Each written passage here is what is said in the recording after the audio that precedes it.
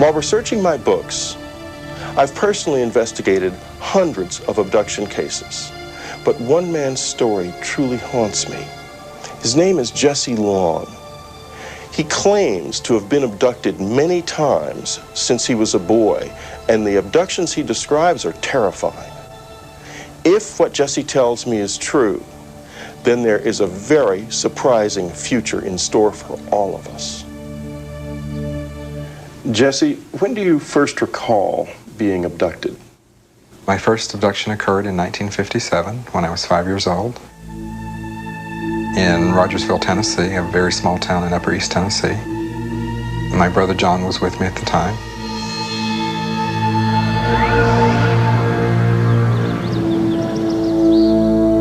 Above the hill behind our house, we came upon what appeared to be a round house under construction.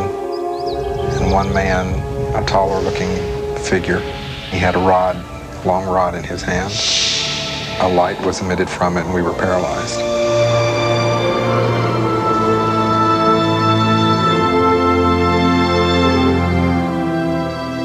It is at this point that Jesse Long's conscious memory of what happened ends.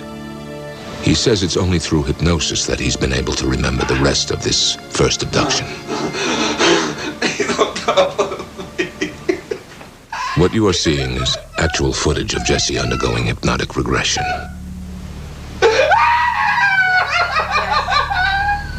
You will not be I remembered being taken into the craft, taken into one room. I was placed on a very cold, flat table. My brother was separated and he was taken into another room.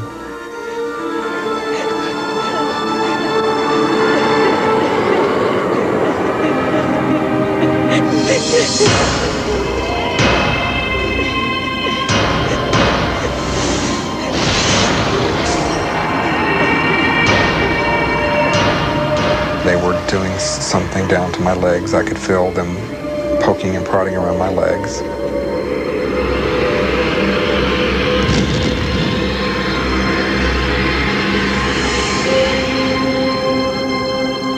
According to Jesse, his abductors inserted a small item, an alien implant, into his left shin.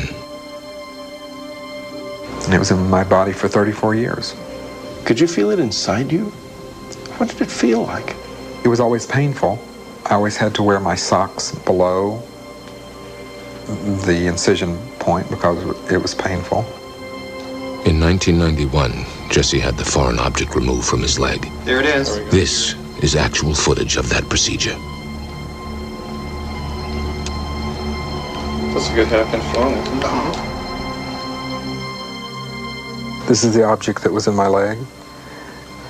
And unfortunately, during the initial test that was done on it, it was broken into two pieces. But that allowed us to look at the inside. Some have dismissed the object as simply a shard of glass. But when it was analyzed at Southwest Research Institute, a materials analysis facility in Texas, the conclusions suggested a greater mystery. According to the lab's report, the object revealed a very remarkable composition and exhibited unique surface characteristics that cannot be explained, and that the questions outnumber the answers.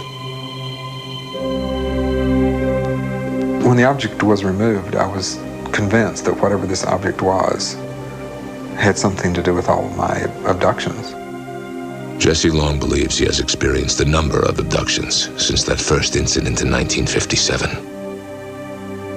And they became more and more horrific as he grew into an adult. Most of my abductions occurred very similarly. When they brought me into the craft, they would take me down a long hallway. They would place me on a flat table. Of course, I was paralyzed and had to be because I was kicking and screaming. I didn't want to be there.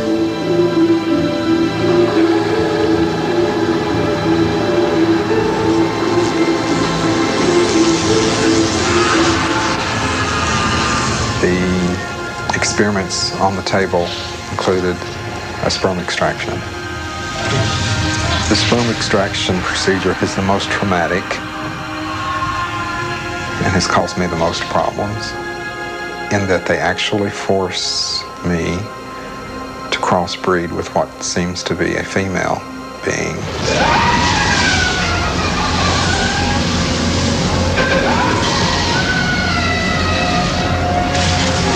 Okay, you're going to wake up. 1, 2. And those people tend to be the people who are boundary deficit disordered. They have problems with relationships. They always say, I've always felt like an outsider. I don't feel like I belong. They can't hold jobs. They just have a tough time in life. And telling this person who's been lost and outside and alone that they do belong, that they're an abductee, that they have an identity, and that there are other people just like them, answers all of those questions for them. Jesse, when you tell people about your experiences, do they believe you? You know, it's not my job to convince anybody. It's my job just to tell you what I've experienced. If you believe it, fine. If you don't believe it, I don't care. This is evidence that can't be ignored, and the story just gets more and more disturbing. What Jesse says happened to him in 1990 may answer the question that hangs over every abduction account. Why is this being done?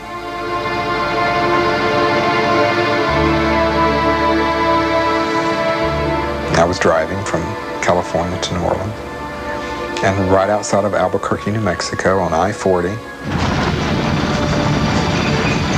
my car was lifted off the interstate up into a craft with me in the car.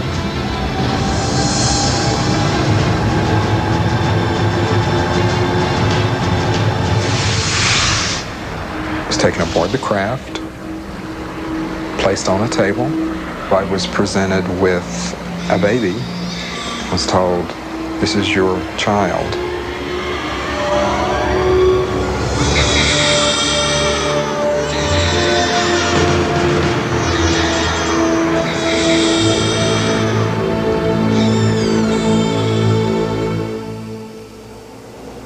What happened then? And there were 9 other children standing along the wall. They all looked at me, and I could see, yes, they were mine. Each of the children who were standing along the wall walked up to me lying on the table, and they each touched my hand as they walked by and looked me straight in the eyes. And they walked on out of the room. And the message I was getting from them was, "We're okay. Thank you." If you could confront your abductors, what would you say to them? If I could sit down with one of them right now and ask them one question, I would want to know why me and for what reason. We have thousands and thousands and thousands of people coming forward with these cases, not only around the United States, but around the world as well. David Jacobs based his book, The Threat, on the explosive issue of hybrids, the crossbreeding of aliens with humans. For Jacobs, stories like Jesse Long's are only the beginning. I think we are looking at a catastrophic situation. I think we are looking at a disaster. We are seeing a unified program here with these beings, a program of physiological exploitation by one species of another. And I know this sounds absolutely insane. We're looking at a colonization program in some way